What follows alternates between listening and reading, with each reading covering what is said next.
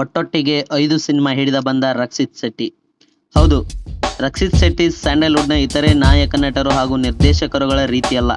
ಅವರಿಗೆ ಅವರದ್ದೇ ಆದ ಮಾದರಿ ಇದೆ. ಬೇರೆ ನಟರುಗಳು ಅಥವಾ ಸಿನಿಮಾ ರಂಗದ ಸಿದ್ಧ ಮಾದರಿಗಳನ್ನು ಅವರು ಅನುಸರಿಸುವುದಿಲ್ಲ. ಉಳಿದವರು ಕಂಡಂತೆ ಅಂತಹ ಕಲ್ಟ್ ಸಿನಿಮಾ ನಿರ್ದೇಶಿಸುವ ರಕ್ಷಿತ್ ಶೆಟ್ಟಿ ಅವರ ನಿರ್ದೇಶನಕ್ಕೆ ಪ್ರತ್ಯೇಕ ಅಭಿಮಾನಿ ವರ್ಗವೇ ಇದೆ. ಇನ್ನು ಯಾರೆಲ್ಲ ನಮ್ಮ ಚಾನಲ್ನ ಸಬ್ಸ್ಕ್ರೈಬ್ ಆಗಿಲ್ಲ ಬೇಗನೆ ಸಬ್ಸ್ಕ್ರೈಬ್ ಮಾಡಿ, ಹಾಗೆ ಪಕ್ಕದಲ್ಲಿರೋ ಬೆಲ್ ಐಕನ್ನ ಕ್ಲಿಕ್ ಮಾಡಿ ಅಂತ ಹೇಳ್ತಾ ಬನ್ನಿ ವಿಡಿಯೋನ ಶುರು ಮಾಡೋಣ. ಇಷ್ಟೆಲ್ಲ ಇದ್ದರೂ ಸಹ ರಕ್ಷಿತ್ ಮತ್ತೊಂದು ಸಿನಿಮಾ ನಿರ್ದೇಶನಕ್ಕೆ ತೆಗೆದುಕೊಂಡಿರುವುದು 12 ರಿಂದ 13 ವರ್ಷ. ನಟನಾಗಿಯೂ ಸಹ ರಕ್ಷಿತ್ ಶೆಟ್ಟಿಗೆ ಹಲವು ಆಫರ್ಗಳಿವೆ. ಅವರನ್ನು ಹಾಕಿಕೊಂಡು ಸಿನಿಮಾ ಮಾಡಲು ತಯಾರಾಗಿರುವ ನಿರ್ದೇಶಕರು, ನಿರ್ಮಾಪಕರು ಕಡಿಮೆ ಇಲ್ಲ. ಆದರೂ ಸಹ ರಕ್ಷಿತ್ ಅದನ್ನೆಲ್ಲ ಗಣನೆಗೆ ತೆಗೆದುಕೊಂಡಿಲ್ಲ. ಸಪ್ತಸಾಗರದಾಚೆಯಲ್ಲೂ ಸಿನಿಮಾದ ಬಳಿಕ ಒಮ್ಮೆಲೆ ಕಾಣೆ ಆಗಿಬಿಟ್ಟ ರಕ್ಷಿತ್ ಶೆಟ್ಟಿ ಕೆಲ ವರ್ಷಗಳ ಹಿಂದೆ ಘೋಷಿಸಿದ್ದ ರಿಚರ್ಡ್ ಆಂಟೋನಿ ಸಿನಿಮಾದ ಚಿತ್ರಕಥೆಯಲ್ಲಿ ತಮ್ಮನ್ನು ತೊಡಗಿಸಿಕೊಂಡಿದ್ದರು.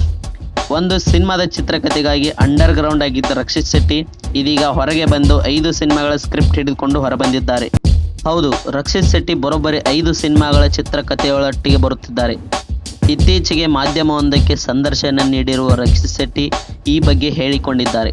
ರಿಚರ್ಡ್ ಆಂಟೋನಿ, ಪುಣ್ಯಕೋಟಿ ಜೊತೆಗೆ ಇನ್ನೂ 3 ಸಿನಿಮಾಗಳ ಚಿತ್ರಕಥೆಗಳನ್ನು ರೆಡಿ ಮಾಡಿಕೊಂಡಿದ್ದು, ಚಿತ್ರಕಥೆಗಳು ನಾನಂದುಕೊಂಡಂತೆ ಬಂದಿವೆ ಎಂದಿದ್ದಾರೆ. ಇದೀಗ ಮಾರ್ಚ್ ತಿಂಗಳ ಅಂತ್ಯದಿಂದ ರಿಚರ್ಡ್ ಆಂಟೋನಿ ಮತ್ತು ಪುಣ್ಯಕೋಟಿ 2 ಸಿನಿಮಾಗಳ ಕೆಲಸ ಒಟ್ಟಿಗೆ ಪ್ರಾರಂಭ ಆಗಲಿವೆಯಂತೆ.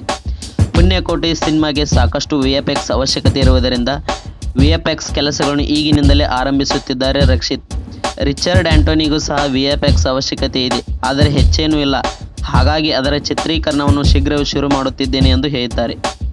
ಉಳಿದವರು ಕಂಡಂತೆ ಸಿನಿಮಾದಲ್ಲಿ ರಕ್ಷಿತ್ ಶೆಟ್ಟಿ ರಿಚ್ಚಿ ಹೆಸರಿನ ಪಾತ್ರವನ್ನು ನಟಿಸಿದ್ದರು. ಅದೇ ಪಾತ್ರವನ್ನು ಆಧರಿಸಿದ ಸ್ಪಿನ್ ಓವರ್ ಮಾದರಿಯ ಸಿನಿಮಾವನ್ನು ಇದೀಗ ರಿಚರ್ಡ್ ಆಂಟೋನಿ ಮೂಲಕ ಮಾಡುತ್ತಿದ್ದಾರೆ. ಈ ಸಿನಿಮಾವನ್ನು ರಕ್ಷಿತ್ ಜೊತೆಗೆ ಪ್ರಮೋದ್ ಶೆಟ್ಟಿ ಸಹ ನಟಿಸಲಿದ್ದಾರೆ. ಆದರೆ ಇತರೆ ಪಾತ್ರಗಳ ಬಗ್ಗೆ ಮುಂದಿನ ದಿನಗಳಲ್ಲಿ ರಕ್ಷಿತ್ ಅವರು ಘೋಷಣೆ ಮಾಡಲಿದ್ದಾರೆ. ವಿಡಿಯೋ ಇಷ್ಟ ಆದರೆ ಲೈಕ್ ಮಾಡಿ. ಮತ್ತೆ ಮುಂದಿನ ವಿಡಿಯೋ ಸಿಗೋವರೆಗೂ ಧನ್ಯವಾದಗಳು.